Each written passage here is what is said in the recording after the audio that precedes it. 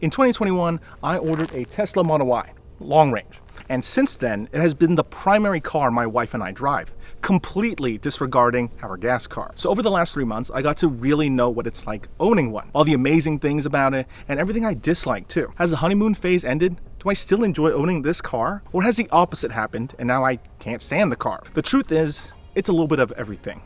Let me tell you what I mean with an in-depth review about all the things I've learned. Let's get started.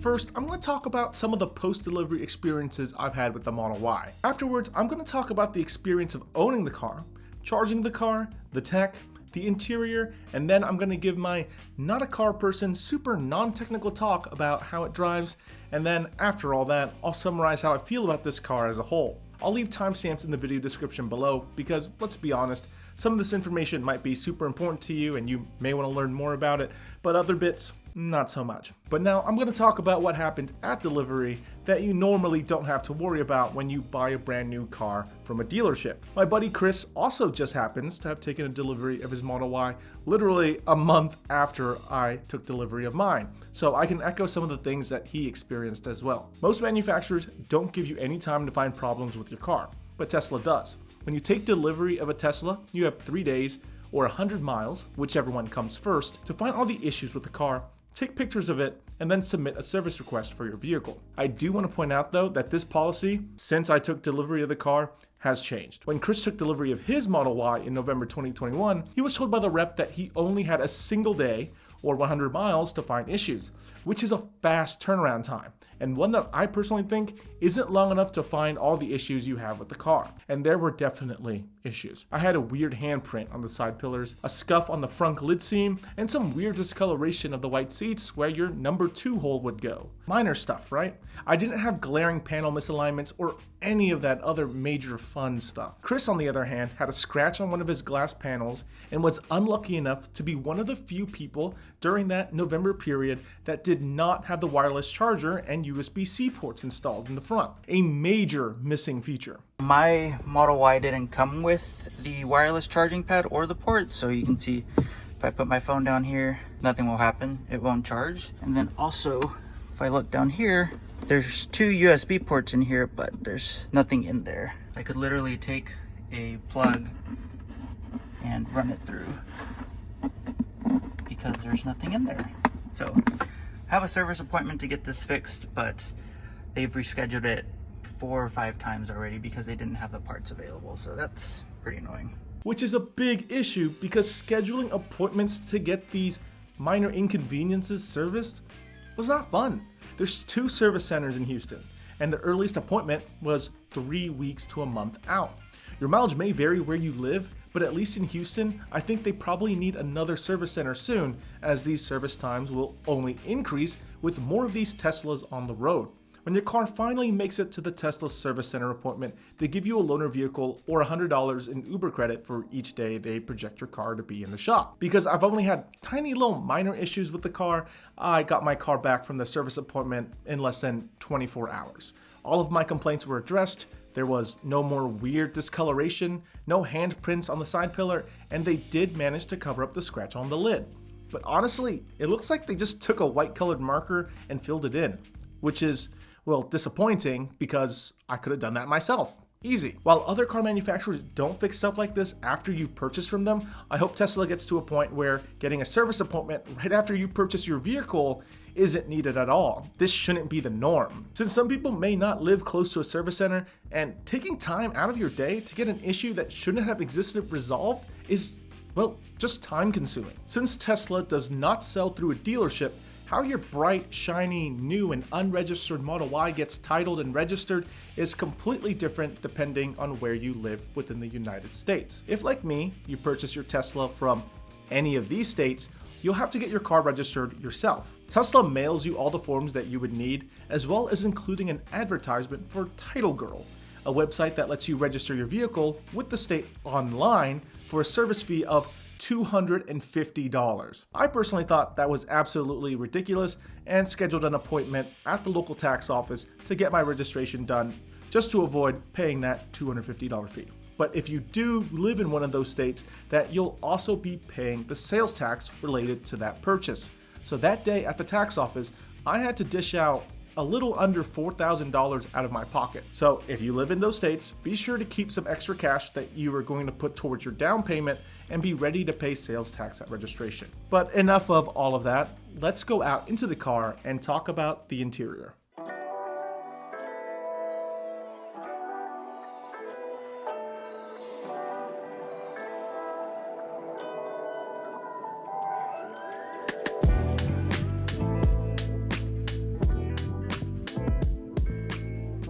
The interior has this massive wow factor when you first step into it, with this panoramic sunroof expanding the entire ceiling of the vehicle, and the minimalistic interior just looks so different from pretty much any other car. That's just how it looks. How the materials feel? Well, how can I put this nicely? It doesn't feel like a $60,000 car. Some parts do, right? The interior looks like a car in this price range, and the seats are comfortable and plushy. But these seats also hold a ton of heat. And these cars don't have ventilated seats, only heated seats. So on hotter days, you can get sweatier on your back than you would like.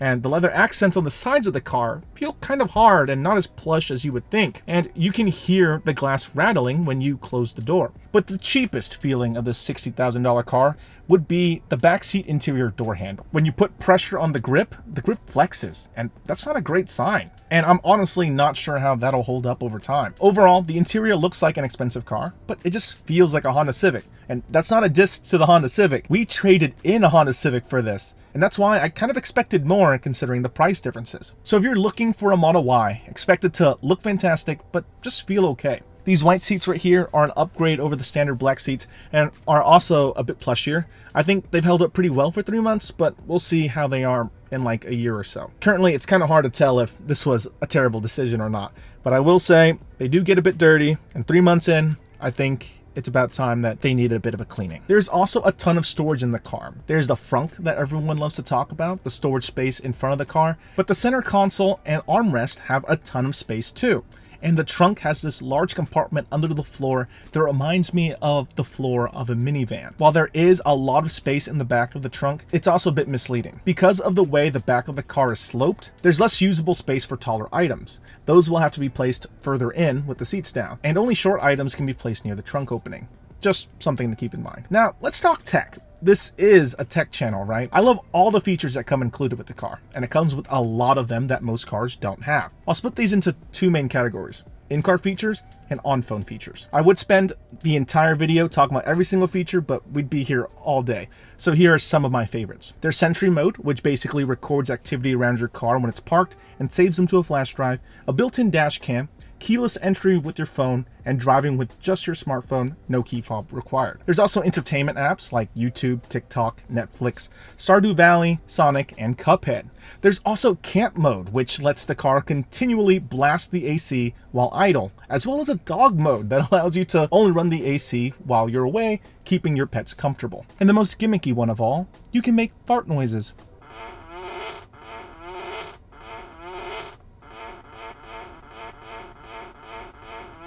Then there's the Tesla phone app that lets you view and control your Tesla Model Y in a bunch of different ways. You can view how much charge your car has left, if it's charging, if the car is moving, the car's location, and if it's locked. You can also control the main functions of this car. You can start the AC or heater before you get back to the car, lock or unlock the car, pull down the windows, live view the cameras, schedule when you want the car to start charging, and set up a schedule to cool or heat the car in the morning before you normally leave the house. These Teslas are filled with so many useful features that come standard that make it really hard to transition back to a different vehicle. Tesla is fantastic at providing new features that can improve the car through software updates. Like just recently, right, they added a feature for blind spot cameras to display on the screen when you use your blinker.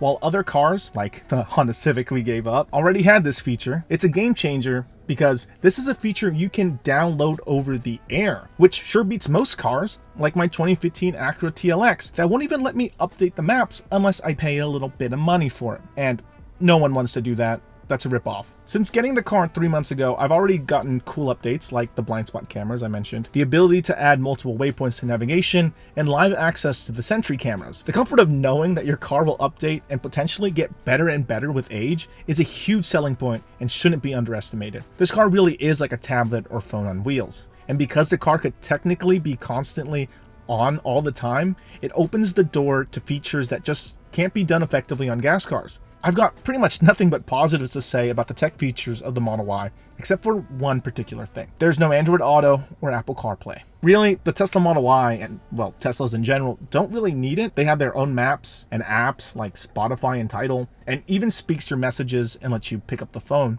through their little interface. But let's just say you don't like Google Maps, which Tesla uses for their navigation, but you prefer Waze or you use Apple Music. The car doesn't have those built in, so there's no way to use it, unlike pretty much any other car in the market. And most cars at this price range have Android Auto or Apple CarPlay. When you drive a car that's different from your own, there's a learning curve, right? Learning where each button and lever is, getting a feel for the accelerator and brakes, and learning the overall flow of using them together. And when it comes to the Tesla Model Y, there's a steeper learning curve than any other car that I've driven ever, pretty much. No HUD in front of you means you have to look to the side like a 2008 Chevy Spark to see your current speed, warning messages, tire pressure, and what music track is playing. There's no windshield wiper speed adjustment lever and no lever to control your front lights. However, all of these can be adjusted through the main display. And while it can be nice that everything is in this giant slab of glass cleaning up the clutter around the car, the one screen does all approach can be really dangerous too. Let me give you an example. Let's just say you're feeling too warm and need to cool down, right? You want to adjust the AC. To change the temperature, you have to click this button, then adjust the air vents on the screen to your desired area, which normally, if you're just sitting in your car, is fine because you'll just move the air vents. But if you're doing all this while driving, it can be dangerous. On cars with buttons, you know exactly where the buttons are and where the vents are, and you can feel around for it and adjust the air vents with your hands without having to look at it. But then you might also think, well, I'll get used to where the buttons are placed on the touchscreen, or I'll wait till I get to a stop before I change the vents. And you're right, I did get a decent feel for it over time, and you can even use the voice assistant to adjust the AC temperature. But here's the problem with that. Teslas get software updates, and just like how your phone gets software updates, where certain buttons and features are on one update might be completely different on the next update. For example, some of the buttons changed between software version 10 and version 11 of the UI. So even if you do get a feel for button placements, it might change in the future, causing the same issues again, where you have to relearn where your buttons are and know in the future it might change again. I know that sounded like a ton of Tesla bashing, but that's the honest truth. Physical buttons are more reliable, especially when you shouldn't be taking your eyes off the road. And digital buttons can change and aren't as reliable. But this giant screen that replaces most cars' giant dashboard is basically just a massive tablet that also opens the Tesla Model Y to features traditional cars with tiny screens surrounded by a bunch of buttons can't do. When you type things into the navigation, there's a full-size keyboard to type on instead of the weird implementation that other car manufacturers do with dials and wonky touchpads. When you put the car into reverse, you get a massive view of 3 different angles around your car. Using the built-in music apps don't feel cluttered and show a lot of content and information at once. During navigation, you can see so much more detail that you wouldn't have on the small displays of your average car dashboard. And the UI is so clean, sleek, and intuitive that it reminds me of iOS or Android. So in terms of user experience, while the Tesla Model Y lacks in physical buttons and definitely needs more of them, it substitutes that with a good digital interface that you can actually interact with.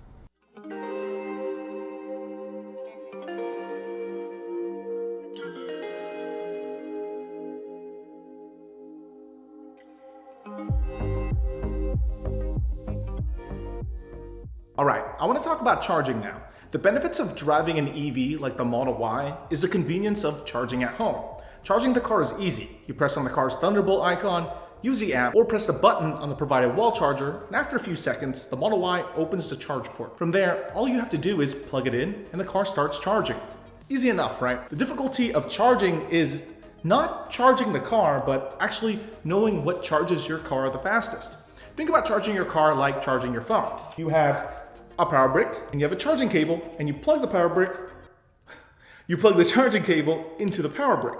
But different charging bricks that you can buy change the speed that your phone charges at. And as long as your phone accepts those speeds, then your phone can charge that fast. The same goes for charging your Tesla Model Y at home.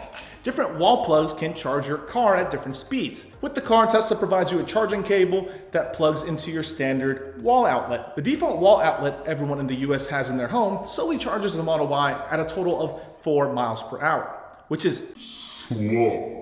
Some people walk that fast, but you could get a faster wall outlet installed like the one I have right here that has a NEMA 1450 outlet. This is typically used for stuff like laundry machines, but that charges the car much faster at 29 miles an hour. The cost of installing these can vary widely depending on where you want the outlet to be and where your circuit breaker is. Prices vary depending on where you live, and the further your breaker box is from the place you plan to charge your car, the more expensive it will get. Then there's Tesla's network of superchargers that can charge your car super fast.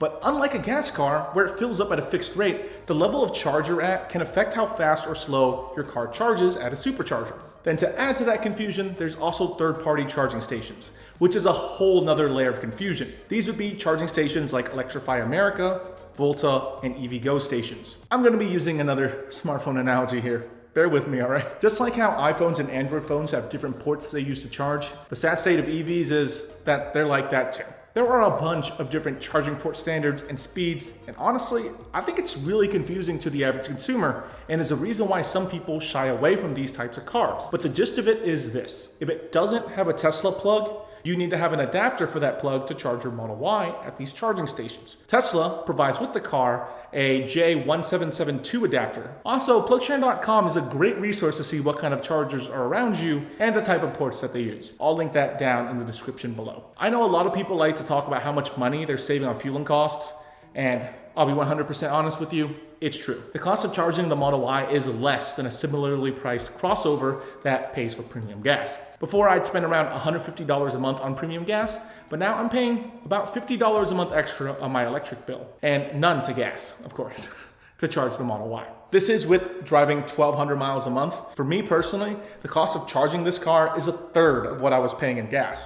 Charging at home also lets you have more flexibility. I pretty much plug my Model Y in every night or every other night like it's my phone. And I always have a fully charged car every morning because of that. For daily driving, you're pretty much never out of charge. I even took a mini road trip to Austin, Texas from Houston, and the car handled it great. We only had to make one charge stop at a supercharger on our way back, and if you use the built-in navigation, it will automatically route you to a supercharger on your way back, keeping your range in mind. All right, I have a confession to make. One of the biggest concerns I had before purchasing this car was range anxiety.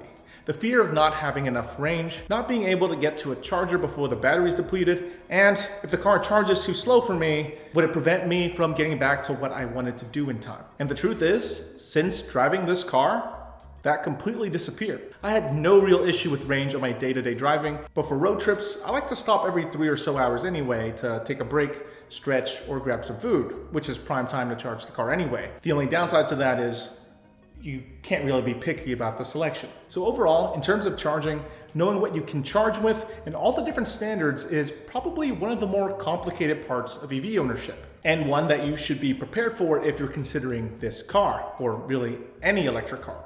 Some aspects of charging I didn't get into because honestly, talking about charging could be its own 10 to 15 minute video, but I hope that was enough information for you. Now, let's take the Model Y out for a little drive.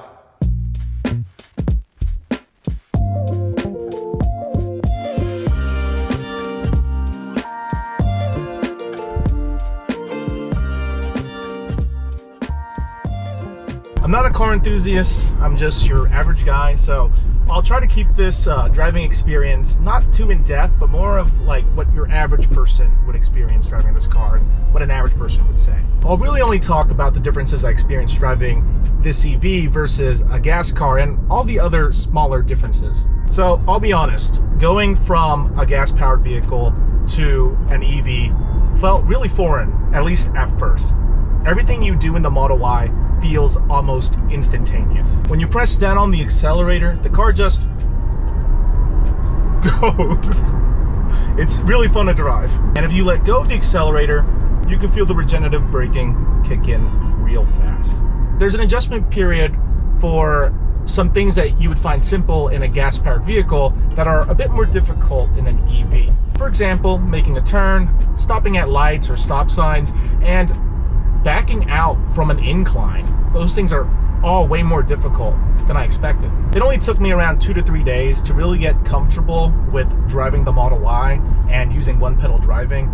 And now, compared to other cars, I feel just as comfortable driving this. So technically this car has 3 different methods of braking. The first one is the one pedal driving, which is hold braking. This means the moment you take your foot off the accelerator, the car starts to brake immediately and initiate regenerative braking. For example, I can show you that right here. I'm coming up to a stoplight. 1 second. Any moment now. Okay, so I'm at 40 miles per hour. I let go of my accelerator, and now it's slowing down dramatically. But in fact, I'm easing off my accelerator because I was braking too fast. Then there's roll. If you take your foot off the accelerator, your car treats it as if you're neutral, and you'll have the slow decline down to 0, or whichever direction neutral takes you. And then there's creep, which is kind of like your usual gas car, right? When you take your foot off the accelerator, the car just glides down into a deceleration. However, on the Model Y, it doesn't feel like your standard car's creep. The deceleration is much more abrupt, and then you'll roll into that creep towards the end. So this car does come with quite a few safety features. For example, if you get too close to a car in front of you, or if you're about to change lanes into a lane with another car in it, the car will make all these various different beeps at you. Afterwards, switching back to an ICE again, it was kind of weird. It took about 5 minutes to readjust, but then you feel kind of sad because you don't have that crazy acceleration and crazy stopping regenerative braking power anymore. While for the most part the fast acceleration and braking is a nice to have, there also are some cons with it. If you have someone who's easily motion sick, like me, this car really exaggerates those effects because of how quickly it accelerates and decelerates. For example, I experience motion sick a lot more when my wife is driving compared to what we drove in the past with less acceleration and less deceleration. So one of the most notorious Tesla features out there is autopilot, which, by the way, I think is a completely misleading name for the features. What it really is really good driver assistance features. When you push the right stalk down twice, it puts the car in autopilot, which is basically a cruise control like state. The car will go to the maximum speed that you set it at. However, if there's a car in front of it, it'll slow down to match its speed so that you don't go crashing into it. And then auto steer will activate, keeping you in the center of your lane. And even if there's a curve in the road, you'll still be in your lane. And if there is a great big curve, then auto steer will give you this nice audible airplane-like beep and then disengage. The car will also occasionally check to see if your hands are on the wheel and if you're applying pressure to it. And if not, the car will yell at you and disengage autopilot. This is to, of course, ensure that the system doesn't get abused and that the driver is still paying attention to the road while autopilot is engaged. So a feature I was scared to test out because I didn't know how it would handle it is actually something you deal with a lot in Texas, right? People love cutting you off. And I've tested this myself. When someone cuts you off with autopilot engaged, the car will slow you down, giving that person more space to make it into your lane, which is nice. Another cool thing about this car is that it can recognize road signs. And when it sees a speed limit sign, it'll actually adjust the maximum speed accordingly. However, there are also some things about autopilot that I don't like. Sometimes the car just phantom brakes when there's nothing in front of me. And when the lanes split into two, the car likes to stay in the middle until the very last second before switching into one. Overall, it's a really nice set of features to have, especially in a city like Houston, where it can take like 45 minutes to an hour to get from one side of town to the other. But it's far from perfect. I didn't, however, purchase full self-driving, which now costs $12,000. I honestly don't think it's worth it because the monthly subscription only costs $200 a month. Basically, if you buy full self-driving outright, then you would have to use it for 5 years straight to get the maximum value out of it. Or you can just spend $200 for a month where you actually need to use full self-driving, like a super long road trip. So the cool thing about EVs is there's no engine noise. However, you do start noticing wind noise and road noise more because of the lack of engine noise. Okay, so basically we're at the destination I was trying to get to, and I just realized that these glasses don't fit my head, so they look very small. I just have a big head. But I have a couple of thoughts that I want to get out before we move on to our next segment. The thing I hate the most about the driving experience with the Model Y are the shocks. When you go over a bump, you definitely completely feel it. And remember that cheap interior that I mentioned earlier in this video? Well, it's on full display when you go over a bump because you'll hear rattling that you've never heard before in a brand new car. Overall, because of its sheer acceleration, this car is really fun to drive despite some of the more quirky parts of this car. All the features definitely outweighs it, at least in my book.